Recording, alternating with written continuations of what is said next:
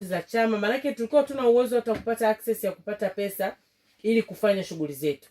Na ikumbuke sisi Chadema hatuna ruzuku. Kwa hiyo tulikuwa tunahitaji mifumo hata hii ya kifedha ili tuweze kuendesha chama. Kwa hiyo tuseme tu kwa chama kwa ujumla katika mfumo wa kiutendaji uliparalyze, haukuwa unafanya kazi.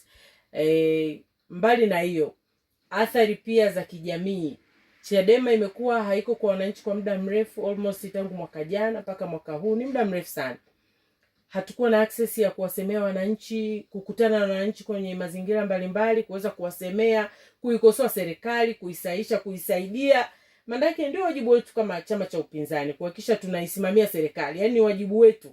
Hiki tunachokifanya kama chama cha upinzani kutuzuia na leo kutuachia ni kutunyima wajibu wetu. Ndio maana tu kesi ikapelekwa mahakamani na haki ikatoka. Kwa hiyo mimi ninaamini athari za kiuchumi zipo, magari yameharibika, ofisi zimeharibika. Ndio maana uliona kuna zoezi baadhi ya kanda walifanya majengo mengine yamebomoka. Yaani athari ni kubwa. Kwa hiyo tuseme athari kwa ujumla ambayo tunaweza tukaisema magari yanaweza kanulika. Athari kubwa ni kwamba chama kilishindwa kuwafikia wananchi kwa muda mrefu, na hakukuwa na chama kingine chochote kilichokuwa kina uwezo wa kuikosoa serikali, kuisahihisha, kuiwajibisha, kuhakikisha serikali inawajibika kwa wananchi wake.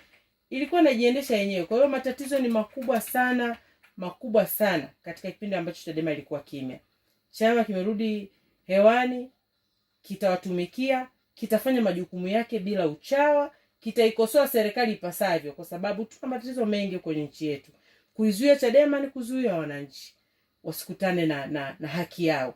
Kwa hiyo mimi ninaamini kwa hiki kilichofanyika, kama ni serikali sikivu, kama sio serikali kiziwi, haitarudia jambo hili, kwa sababu limeleta athari kubwa, limeleta chuki. Unaona vyama vingine hivi, vyama vya mfukoni vikizunguka vikifanya adai, havifanyi siasa ambayo wananchi wanahitaji, siasa ngumu, siasa ya kukemea, siasa ya kuisaisha serikali.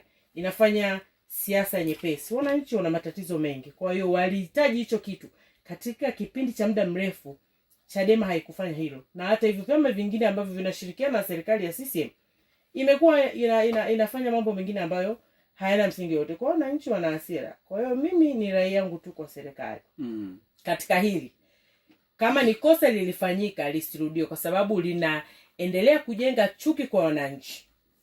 Kwamba kwa nini hawa wanafanya kazi, hawa wengine wanafungiwa.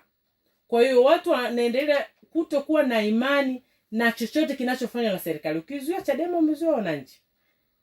Kwa hiyo Chadema chama chao kiko huru kwa sasa kuendelea kutumikia wananchi, tutawafikia. Tuna program nyingi ambazo chama chetu, nadhani mmemsikia mwenyekiti jana, kama siku ya chama inaendelea na itatoa utaratibu namna gani tutaendelea kuwafikia wananchi. Na kuna kijana wako mmoja katuma salamu hapa nikusalimie.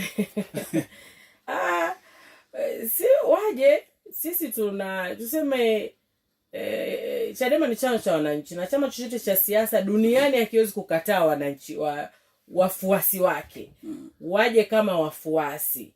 Na hili nilisema wazi kabisa, na siku zote nimekuwa nikilisema, waje wakiwa kama wafuasi wa Chadema. Lakini kwa ghafla kuwapa nafasi za kiuongozi kwa muda mfupi huu, hiyo itakuwa ngumu. Wanahitaji waje, wajipime, wakiombe radhi chama pamoja na wanachama na viongozi kwa maumivu makubwa waliotusababishia. Na asubuhi nilikuwa naongea na mtu nikamwambia inawezekana kwa kitendo cha wao kuondoka katika harakati kubwa ile ya kutaka katiba mpya, kutaka tume huru, tuingie kwenye uchaguzi ambao una haki, kila mtu angeshinda kwa mbio zake. Inawezekana leo tungekuwa na tume ya uchaguzi, tungekuwa na tume huru ya uchaguzi, tungeshinda majimbo, tungeshinda urais.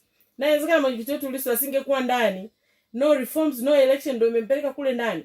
Kwa hiyo unaweza ukaelewa maamuzi yao ya kutaka nafasi za haraka yamesababisha leo mwenyekiti wetu yuko ndani. Almost mwaka mzima yuko kule ndani anateseka. Kwa hiyo lazima wajipime. Hatuwakatazi kuja, lakini sinisemaje, watakaa ili wajifunze kwanza, wajutie hicho walichokifanya. Tutawapima, baada ya muda watapata hizo nafasi, watagombea, wataendelea kufanya shughuli nyingine. Lakini kwa sasa, kwa haraka kwa kile walichokifanya, kitu ambacho wanatakiwa waombe radhi wa Tanzania, kwa sababu wamewakosesha Watanzania fursa ya kuchagua watu wanaotaka. Hii sakana wao wasingefanya maamuzi ya kukigawa chama kipindi kile, leo tungekuwa na tume huru na uchaguzi ungerudiwa. Watu wangechagua wabunge wanaowataka, wangechagua madiwani wanaotaka, madiwani ambao sio machawa, wangeweza kwenda kusimamia kodi zetu. Kwa hiyo walichokifanya sio kitu ambacho wamemuumiza Roda Kunchela, wamewaumiza wananchi kukosa fursa ya kuchagua viongozi wenye hofu ya Mungu. Hii serikali imejiweka. Kwa hiyo lazima wajipime na wajutie hiki kitu, na watoke hadharani kwamba tulitoka kwa sababu moja mbili tatu, tumejutia. Kwa sababu wengi wamekwenda wamegombea udiwani, ubunge, wameangukia pua, wamerudi patupu. Kwa hiyo lazima waelewe kwamba tulichokuwa tunakisema kwamba kwa sheria hatuwezi kuvuka, hatutapata majimbo, hatutapata ubunge. Kwa mimi niseme, nirejee tu kwenye hoja yako, nisitoke nje hapo. Waje kwenye chama, na mimi nipo, namba yangu ya simu wanawe, waje tukae tuongee. Tutawapa fursa, tunaanza mikutano kuanzia wiki ijayo. Waombe radhi na waeleze kitu gani kiliwapeleka huko. Tutawapokea, watafanya kazi, tufanye kazi kwa pamoja. Mimi nadhani hili halina shida, lakini lazima waombe radhi ile ya dhati, sio kama hii ya CCM ya tume ya Jaji Chande. Waombe radhi. Kamfu na kusalimia. Sisi Chadema tukiingia hatutakula kodi zenu, maana yake tutajenga barabara, si ndio? Tutatatua kero za afya, tutatatua kero za madawati, tutahakikisha wafanyakazi na wafanyabiashara hii mfumuko wa bei hauwaumizi moja kwa moja. Tutapandisha mishahara. Hatutanunua magari ya kifahari kama CCM wanachofanya kwa sasa. Badala ya kuwekeza kwenye mambo ya msingi, wanawekeza kwenye mambo ya starehe. Kwa hiki hatutakifanya.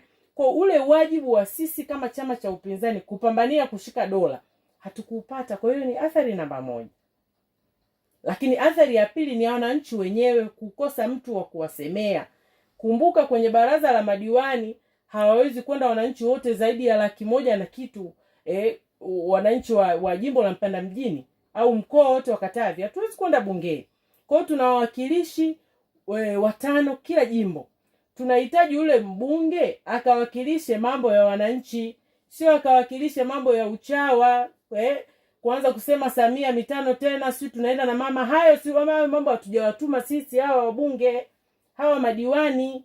Barabara hazipitiki kipindi cha mvua, watoto wetu wanakaa chini, watu wanakufa, hakuna dawa hospitali. Wakaiseme serikali na kwamba matumizi yanayofanyika huku tunawekeza kununulia wakuu wa mikoa magari ya milioni 200, magari ya milioni 400. Huu sio wajibu wetu. Wajibu wetu ni kuikosoa serikali na kuisaidia. Kwa hiyo mimi ninaamini kabisa katika kipindi hiki athari wananchi wameipata, kwa sababu katika kipindi ambacho kuna upotevu wa fedha, Chadema tulikosa hata muda wa kuchambua ripoti ya CAG. Mlisikia hapa. Tuna deni zaidi ya trilioni 110. Lakini mashirika yote, si shirika la ndege, si yote ni hasara tu. Hizi pesa zinakwenda wapi? Kwa hiyo wajibu wa chama chetu ni kufanya hayo ambayo kipindi hicho hatukuweza kuyafanya. Kwa hiyo athari kwa wananchi ipo ya kutosha. Maana hata hili deni inawezekana tungepiga kelele tangu mwaka jana mpaka mwaka huu, inawezekana serikali ingepunguza matumizi yasiyo halali ya kifedha. Kwa hiyo huu mzigo wote wanaenda kubeba wananchi. Kwa mimi nasema Chadema kwa kukaa bench kimya kwa muda mrefu kumeathiri mambo mengi, na serikali ya CCM kajiona kwamba sasa wao ni kila kitu, wanaweza kufanya chochote. Hizi bado ni athari ambazo zinamlenga wananchi moja kwa moja. Kwa hiyo mimi niseme kwa sasa Chadema tumerudi, wananchi waendelee kutupa ushirikiano. Faida moja wapo ambayo tumeipata ni kwamba baada ya changamoto zote ambazo wananchi wamezipata, kuto kupata watu sahihi wa kuwasemea,